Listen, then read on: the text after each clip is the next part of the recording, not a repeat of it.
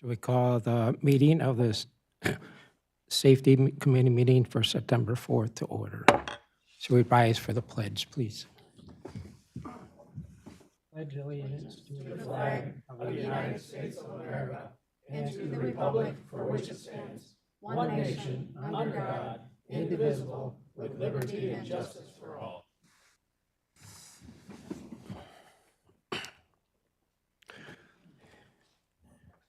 Are there any agenda additions or changes? No, sir. No. Move the agenda. Moved and supported. All in favor? Aye. Anyone opposed? Motion carries. Approval of the minutes. Is there a motion to approve the minutes from I'll move the August 7th? Moved and supported. All in favor? minutes. Aye. Anyone opposed? That motion carries. I bring this to a limited public comment. Is there anyone who would wish to do that, or wait, there's another opportunity toward the end? Seeing none, we'll move on to the Sheriff's Office report.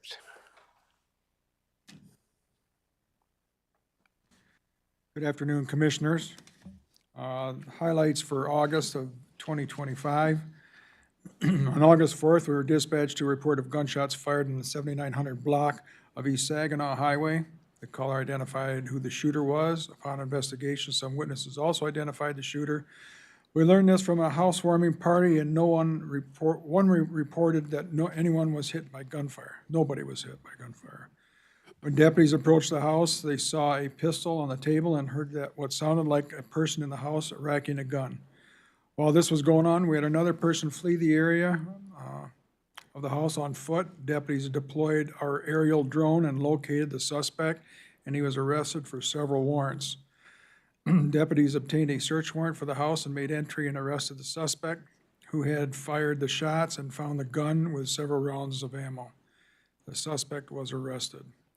Those drones that we have and that they're deployed throughout the township, we've been requested by certain jurisdictions like the city of Lansing. These drones are impossible to get away from sometimes. They're nice to see from the air. You can see suspects. We've made a lot of arrests that way. August 5th, larceny of jewelry at Kay's Jewelers in the mall. A male suspect was trying on a necklace and then took off running. Deputies attempted to track him with a canine but were unsuccessful.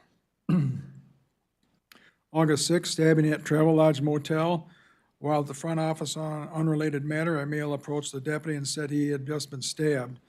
The deputy observed blood and puncture wounds on his arm and leg. The suspect was identified and deputies entered the room he was in and arrested the suspect for assault with a dangerous weapon. August 12th, we assisted MSP. MSP responded to a call where the suspect had fled prior to their arrival. MSP requested our K-9 and aerial drone to help locate the suspects. Deputies located him with a drone in a cornfield and he was secured.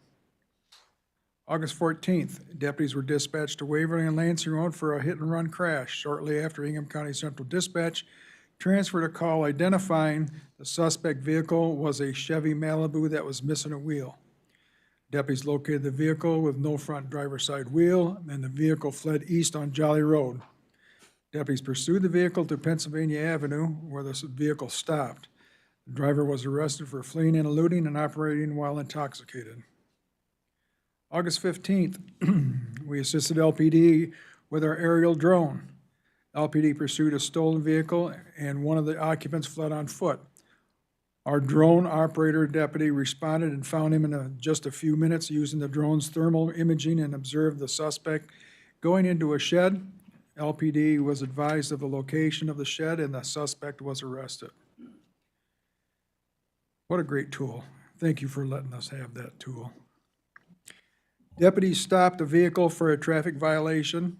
During the stop, deputies saw a gun and had the occupants exit the vehicle. Deputies located 5 handguns in the vehicle. Some of the guns were loaded and there were additional ammo in the car as well. August 16th, deputies responded to a street takeover by muscle cars. This is an ongoing problem for the region. These cars went from Lansing to East Lansing to Delta to Waverly, Holt, and back. Approximately 80 to 100 vehicles were involved. August 20th, unarmed robbery. Deputies responded to a jewelry kiosk in the Lansing Mall. The suspect had jumped over the counter, assaulted the owner, grabbed jewelry, and ran. A follow-up investigation has developed a possible suspect, and our detective bureau is continuing to investigate this. August 27th, at a personal injury crash, unlawful driving away of an automobile. A deputy on patrol witnessed a personal injury crash happen in front of her at Waverly in Michigan. Multiple suspects fled from one of the vehicles, which was determined to be recently stolen from Meridian Township. As more deputies arrived on scene, they witnessed several of the suspects fleeing on foot. Deputies quickly caught 3 of them and received information that 2 more were in the apartment building. Additional deputies located them there and took them into custody. Our detective bureau is assisting in identifying additional suspects. There were also a firearm found in the vehicle. The juvenile suspects were released to their parents pending further investigation. That concludes my August highlights. Do I have any questions on that? In addition, today, myself, my undersheriff, the controller Sobey, Ben, and the Windsor Township clerk and supervisor attended a meeting regarding their wanting to contract with the Eaton County Sheriff's Office. The meeting went well. We will have further follow-up. I think Connie will probably give you an update on that. Yeah, well, just quickly, it was a great meeting. Like the sheriff said, it was very productive. As we mentioned, all contracts would be based on what the framework was for Delta Township. So that's what we provided to Windsor Township. Now, if they were going to take that to their board, it's going to be something that is not doable for them in the manner in which we put it together. So that's something that we'll be working on as far as structure-wise. But Ben and I have been working a lot on trying to come up with a framework for sharing services, including working with Delta Township. And that we had that discussion at first with Delta. They were not interested in sharing supervision responsibilities.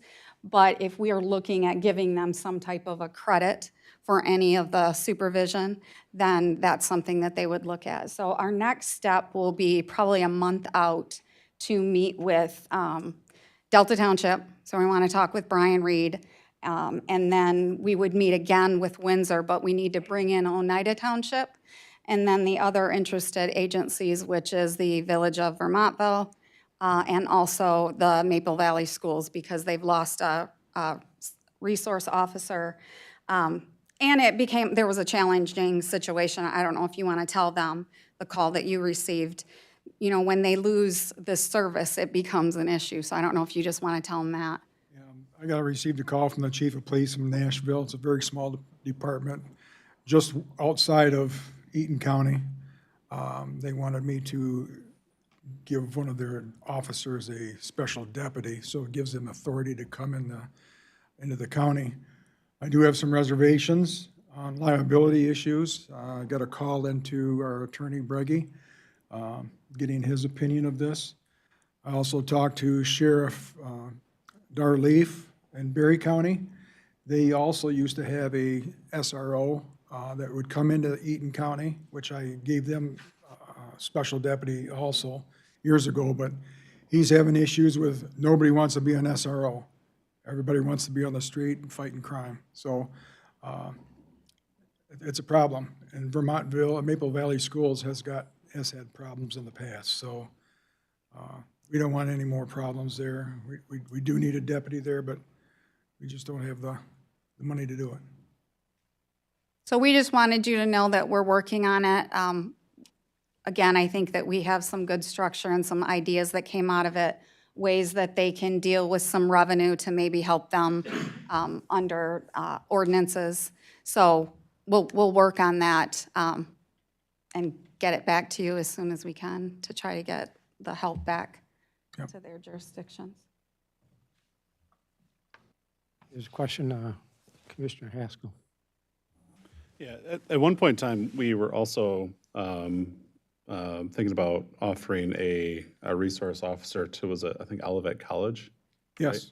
Would that be something that could be kind of tied into this to help cut the cost for the multiple communities, or? Olivet College, when they approached us, it was, we were fighting a deadline. Yeah. And we were like 2 or 3 weeks out from that deadline. It was state money. I don't know if there's going to be state money anymore for an SRO for universities or colleges or school districts. So I don't know. But if they want to come up with the money, everyone's tight like we are here too. So it's a possibility, but it might be pretty slim. Let's make sure we know one other very important factor. We have no officers to staff any of these contracts. Fair. We don't. They're down 4 in Delta. Ben and I talk to the sheriff's department constantly about where they are. They have some people that are, on track to possibly come on board. We'll be bringing an LOU to the Ways and Means Committee, hopefully, that gives us some hiring flexibility that was not approved in the early opener of the contract. So something the sheriff is on board with, command structure over at the department are, and it would just take a vote of the board and the union. So we're doing everything we can to get people in, but right now, potentially, we talked today, you could be a year out from being able to staff these. Remember, we were 4 away from being fully staffed before they all left, so. Any other questions?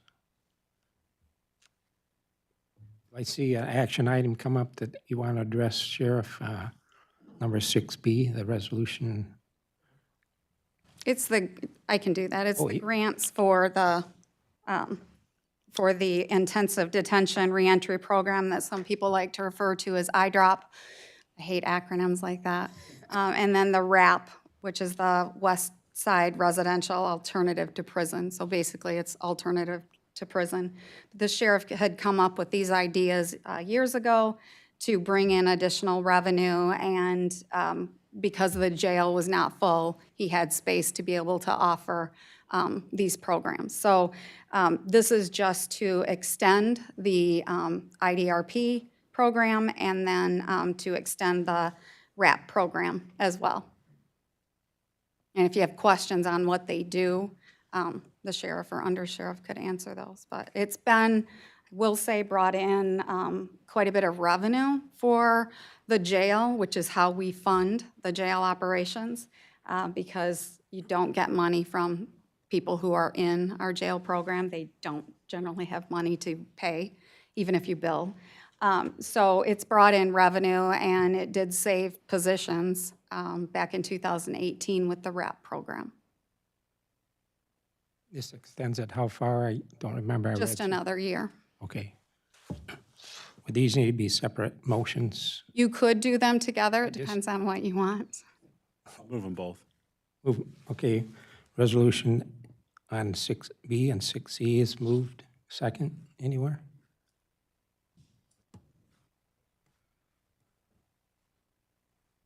No second to the motion? Two second. Oh, it was for a question, I thought. I was waiting for somebody to second it. Yeah, sorry, I was also confused. Oh, sorry about, so discussion, Commissioner Drosha. Thank you, Mr. Chair. Is it typical to only extend these 1 year? Generally, obviously, you're dealing with the state budget as well as, the county's budget, but the state can't commit, you pay attention to what's going on in the state right now. So Yeah. they're committing to a year to place, inmates, prisoners with the county, saving money, right, but committing to contracts. So yeah, it is typical for it to be 1 year, not to mention the fact that this is just an extension. There's no change in the contractual language. So they monitor that year after year to see if there needs to be any adjustments to the actual contractual agreement that we have. Cover that? Thank you. I love it when you nod at me, Sheriff and Undersheriff. Anyone else have a question, comments? See none, all in favor of this motion, say aye. Anyone opposed? Motion's carried. Thank you. Next up, we have Central Dispatch Report. Good afternoon. Our staff attended the full-scale active violence exercise at Mason High School. It was in Ingham County.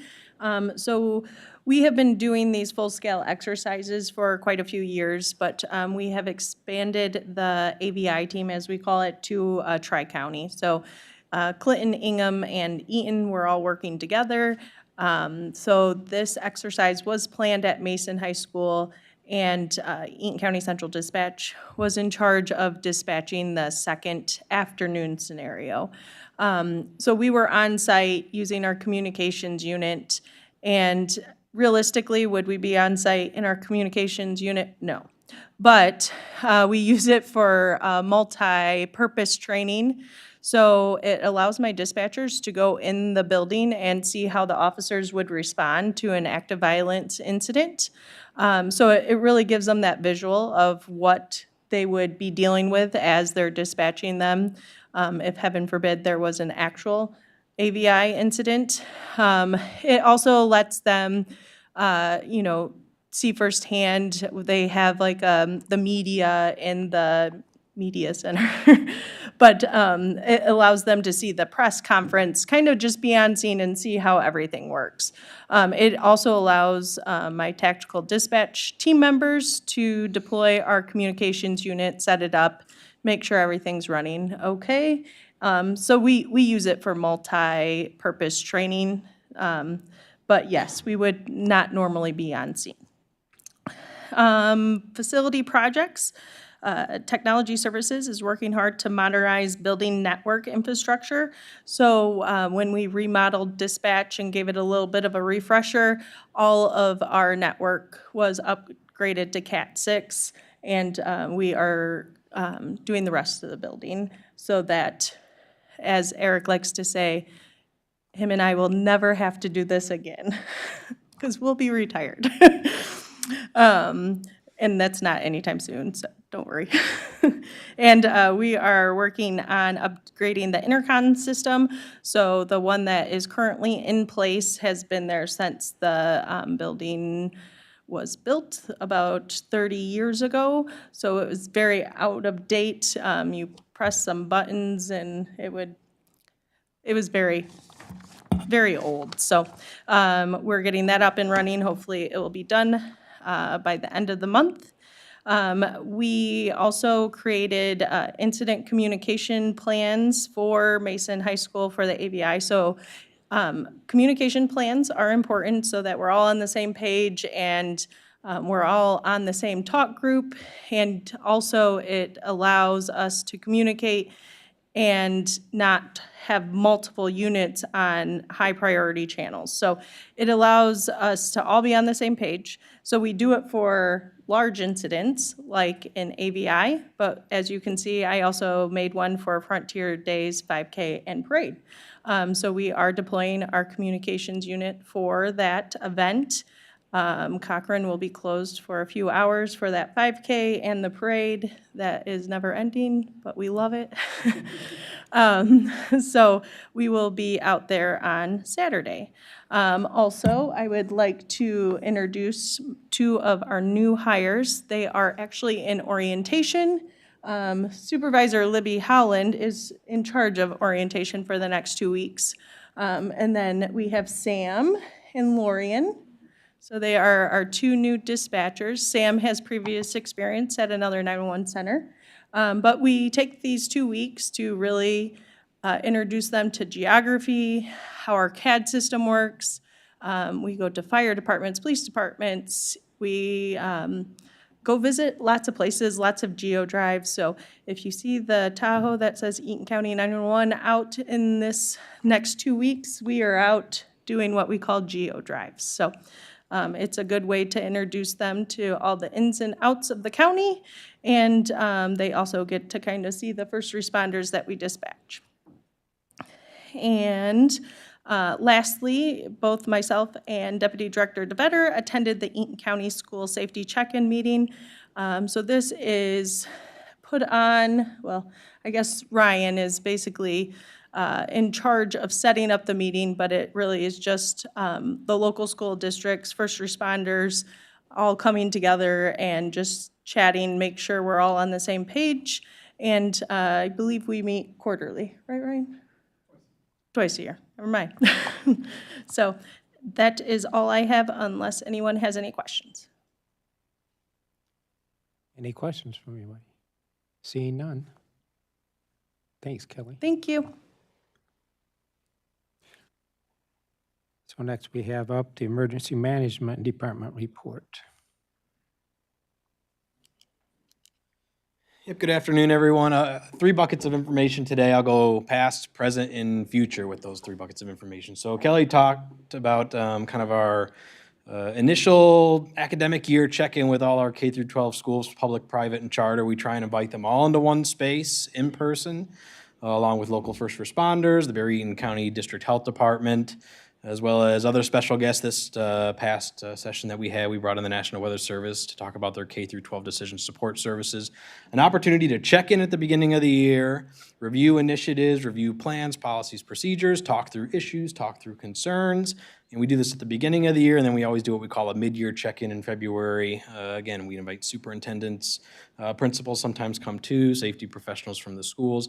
A really good forum for us. We cap it at 90 minutes. Good forum for us to get around the table talking about different things as it relates to K through 12 schools across Eaton County. So the schools have found a lot of value in this. We get a lot of positive feedback. We do this again twice a year, and we're going to continue to do it. Certainly, there's further collaboration going on throughout the academic year, but we're really proud of these check-ins. Again, just a way to get some face time and make sure that we have the right people in the right room to talk through any issues that the K through 12 schools may have. So that's our past.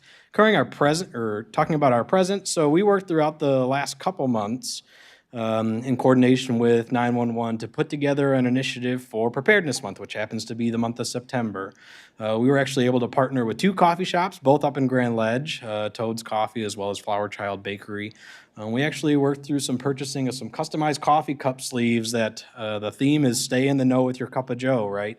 So it has text Eaton to 67283, having multiple ways to receive alerts, warnings, and notifications. That's the one main mechanism for authoritative sources, whether it's local first responders, 911, even our office, to make sure that we can get information to you saying, you know, here's the problem, here's the protective actions that you can take, here's where you can go get more information. That's one of the common themes that you see us talking about, right? And we tried a kind of a new mechanism, again, partnering with some local coffee shops up in Grand Ledge. We hope to expand on this in the future, maybe work with some other local coffee shops in the future, but call this a trial run for our first year.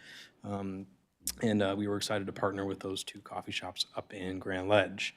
Third, talking about future. So we've been working about probably in the last year to develop some curriculum with some colleagues of ours over in Colorado, using some grant fund dollars to put together a class that focuses on working in teams as a part of a joint information system or even a joint information center, working in teams to develop information to push out or even deliver a highly focused, very informational media conference in the event of a crisis. Again, developing this curriculum very specific to kind of Eaton County and the Tri-County area. We're holding that session next month on October 8th. That's a Wednesday.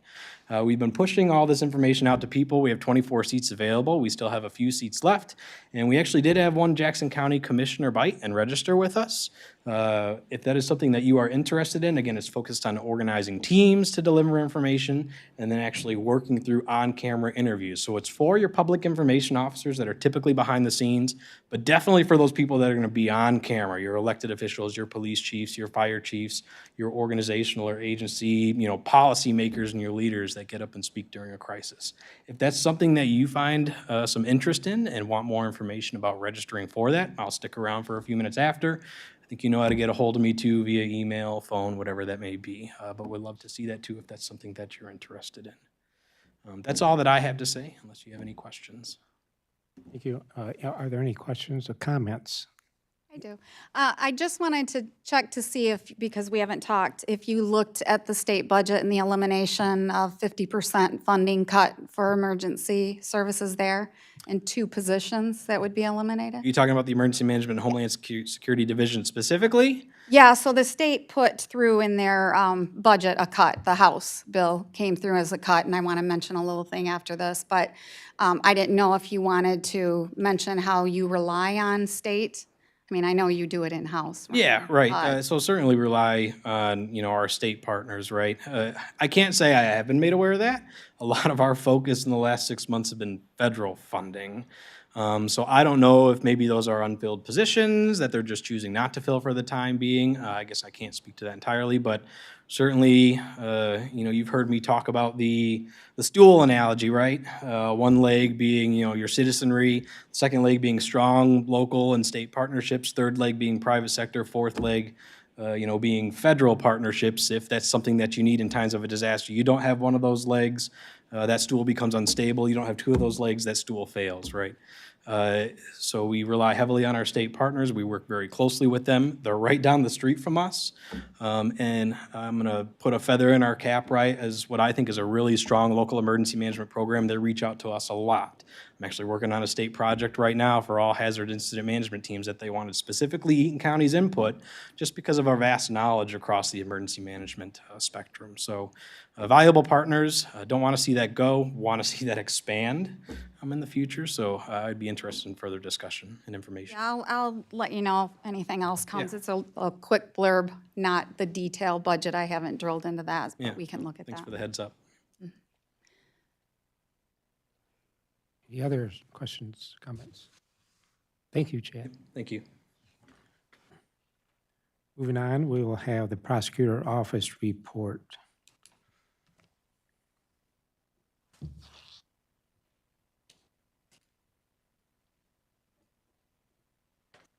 Good afternoon, Chairman, Commissioners. I am Doug Lloyd, and I am your Eaton County Prosecutor. I apologize I have not been here for a couple meetings, so I do need to ask, Commissioner Haskell, is COVID officially over with that haircut now? Because I know we were all wearing the long hair, but I think that's the first time I've seen you with that short of hair, unless it was a fresh. You're just not paying attention, man. I guess I'm not paying attention because that is a fresh haircut right there, so. Thank you. You look great.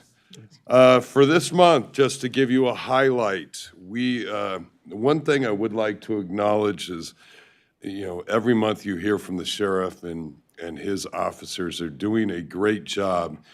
But every time you hear the word arrest, that means that that individual has now gone to jail, and the officers are going to be sending over what they call a warrant request to our office, which means that we are now on a timetable of 48 hours to make a decision as to whether we are going to issue charges against that individual or release that individual.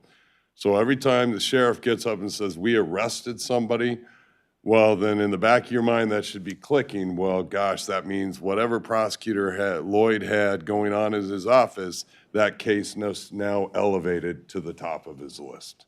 So every time there is an arrest and it goes to the jail, that case now becomes the top of our list of what we have to do. So this month, we have total open cases 7,776. Last month, we had 7,577.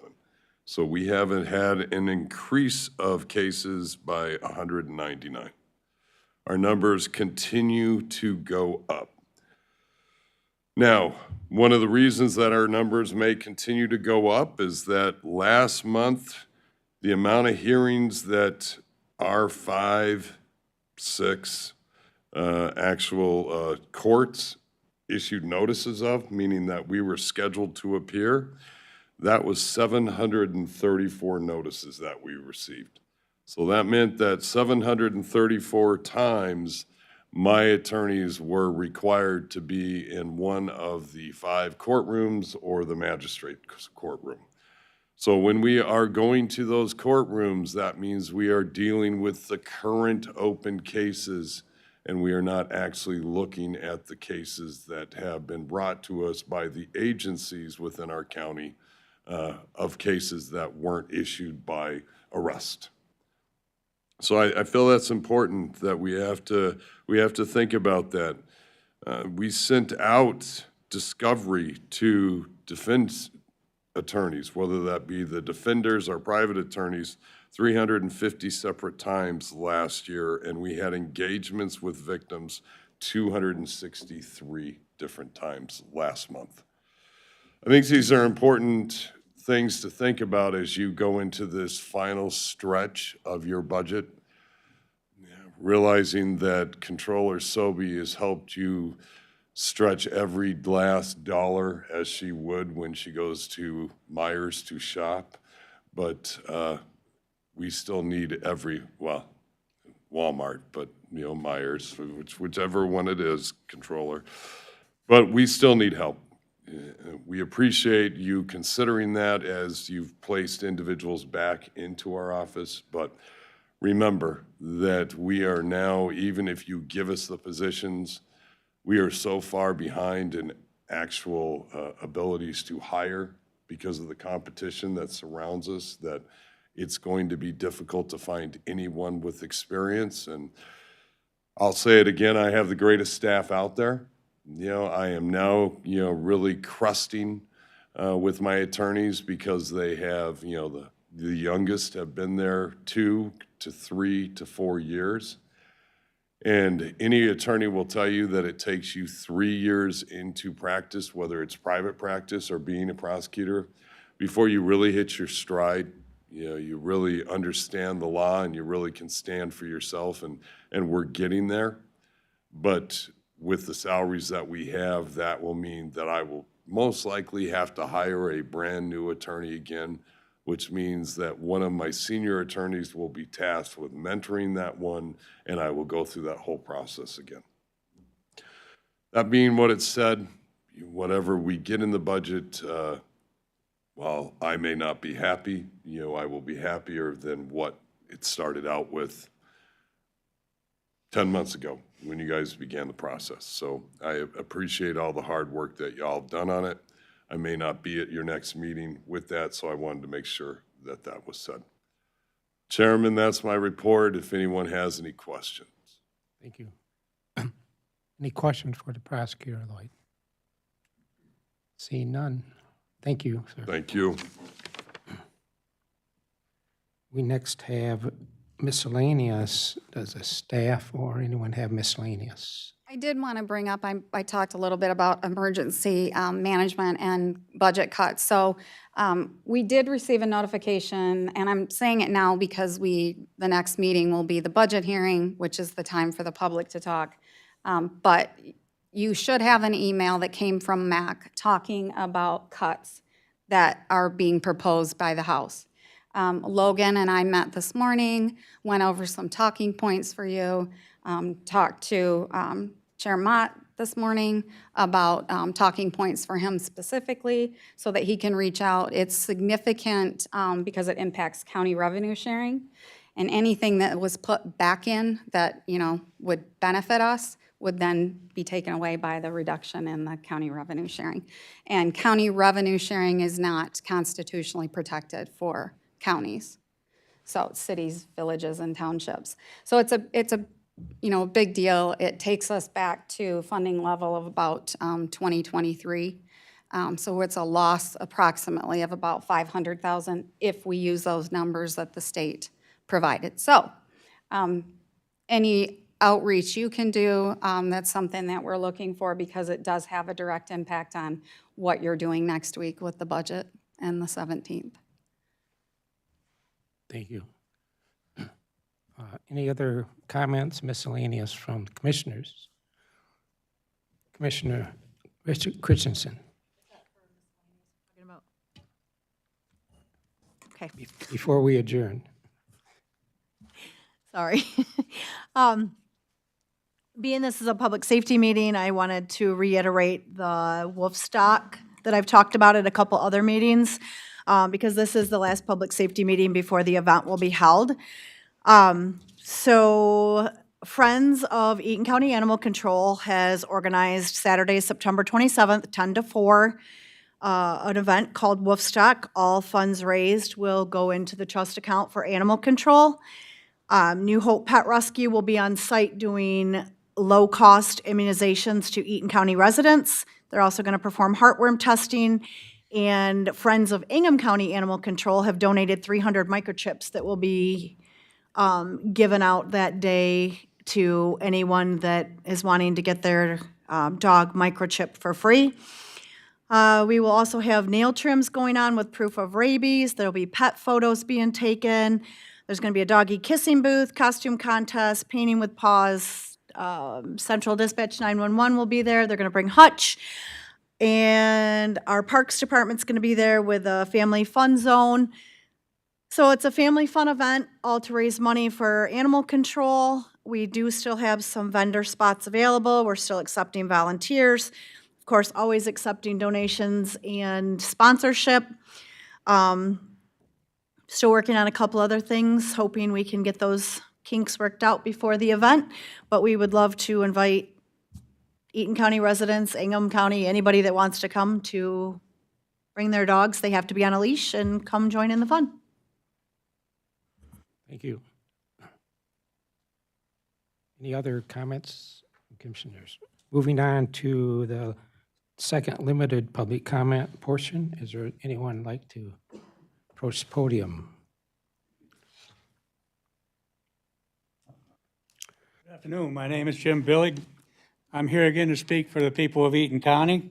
A lot of them who are struggling, and they're struggling with these large drain assessments.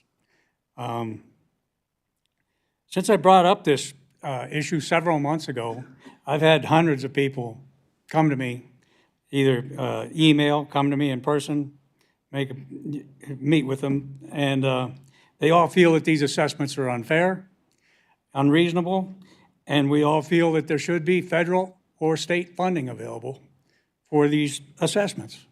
I don't feel that people should be paying such a huge share of a $30 and $50 million project. I don't think anybody here would like it. I don't know if any of the commissioners are facing any of these type of bills, but I don't think anybody would like to get a $50,000 or $60,000 bill in the mail. Just want to make it clear that I'm still here, and I'm still calling my representatives every couple of days or so, and I'm speaking with either them or their staff.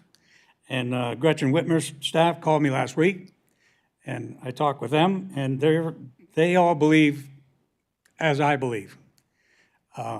People are struggling already, and to hand them a bill like this is just, it's unreasonable, unfair, and just to let it go. I can't believe none of the commissioners are making any noise about it. I feel bad about that. You're supposed to be watching how our tax dollars are spent the best way. And this just isn't right. And to just let it go, for nobody to ask questions about it, nobody to look for funding about it, nobody to even talk about it. I don't get it. So that's my piece, and I will be back. Thank you.